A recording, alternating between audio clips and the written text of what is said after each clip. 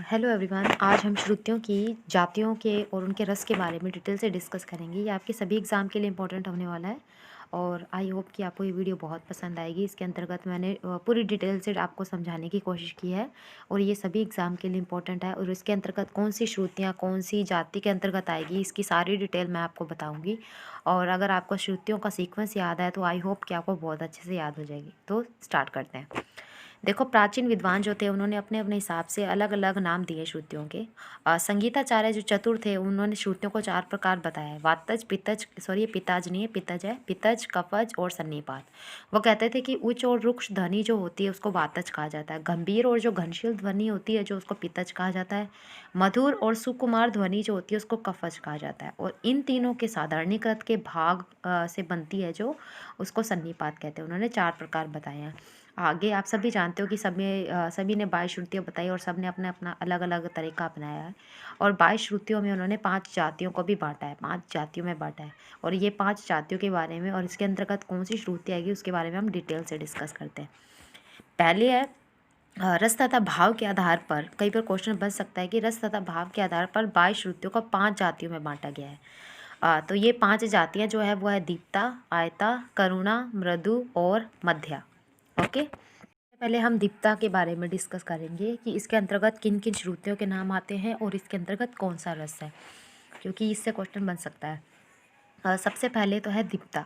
दीप्ता के अंतर्गत जिन जिन श्रुतियों का, अगर आपको श्रुतियों का सीक्वेंस याद है तो आप आराम से इसको कर सकते हो। अगर आपको श्रुतियाँ पता है, श्रुतियों के नाम पता है, जैसे कि तीव्रा, कुमदती, मंदा, छंदोवती, अगर इन सब के नाम आपको पता है तो आप कर सकते हो। सबसे पहली आती है श्रुति की जाति जिसका नाम है दीप्ता। दीप्ता के अंतर्गत हम रखते हैं तीव्रा को, रौद्री को, वर्ज्रिका को और उग्रा को। तीव्रा का है, इसका नंबर भी, इसका नंबर से अगर आपको याद रखोगे तो जल्दी याद होगा। इसका नंबर है, जैसे तीव्रा का 1 है, रौद्री का 8 है, वर्ज्रिका का 10 है और उग्रा का 21 है। तो दीप्ता को इस तरीके से आप याद कर सकते हो। और इसके अंतर्गत जो रस आएगा वो रस है इसका वीर और अद्भुत। ठीक है, इसका रस जो है वो है वीर और अद्भुत। दूसरी जो हमारी जाति आती है इसकी वो है आयता।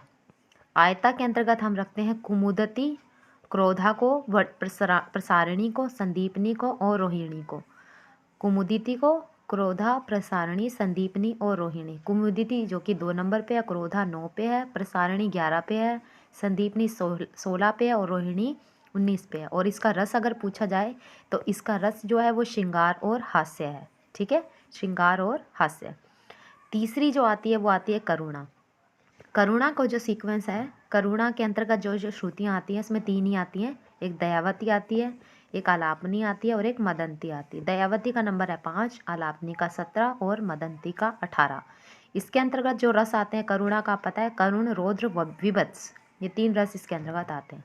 चौथी आती है हमारी मृदु। मृदु के अंतर्गत आता है मंद्रा, रत्ती, रक्ता, रक्ता जो कि 15वीं है, मंद्रा 13वीं है, मंद्रा सॉरी तीसरी है, रक्ता जो है वो 15वीं है, प्रीति 12वीं है और चिक्ति 14वीं है। ठीक है, ये मृदु के अंतर्गत आती है। और इसके जो रस है वो है दास्य और वात्सल्य, दास्य और वात्सल्य। अगली है मध्या। मध्या के अंतर्गत आती है छंदोवती, रंजनी, मार्जनी, रक्तिका, रम्या और शोभिनी। 4, 6, 13, 7, 20 और 22। और इसका अगर रस पूछा जाए तो इसका रस जो है वो है शांत रस। इसको आप नंबर के तरीके से अगर याद करोगे तो बहुत ज़्यादा अच्छे तरीके से याद होगी और आपके दिमाग में भी बैठेगी। मैंने इसे नंबरों के तरीके से याद किया है क्योंकि ऐसे तो आप इसे नाम भूल जाएंगे। 1, 8, 10, 21 करके अगर आप याद करोगे तो आपको जल्दी याद रहेगी। ठीक है, महर्षि मतंग जो थे वो कहते थे कि श्रुति केवल एक ही होती है। उनके अनुसार ध्वनि के कितने भी रूप हो सकते हैं। वह नाद एक ही जो संगीत की भाषा में श्रुति कहलाता है। मतंग का कहना था, वो श्रुतियों के लिए उन्होंने एक परिभाषा की दी है, जैसे धुआं चाहे कितना भी रंग बदले उसका नाम धुआं ही रहता है, वैसे ही ध्वनि के बारे में उन्होंने भी यही कहा है। विश्वासु के अनुसार श्रुति के उन्होंने 2 नाम दिए हैं, पहला स्वर श्रुति और दूसरा ध्वनि श्रुति।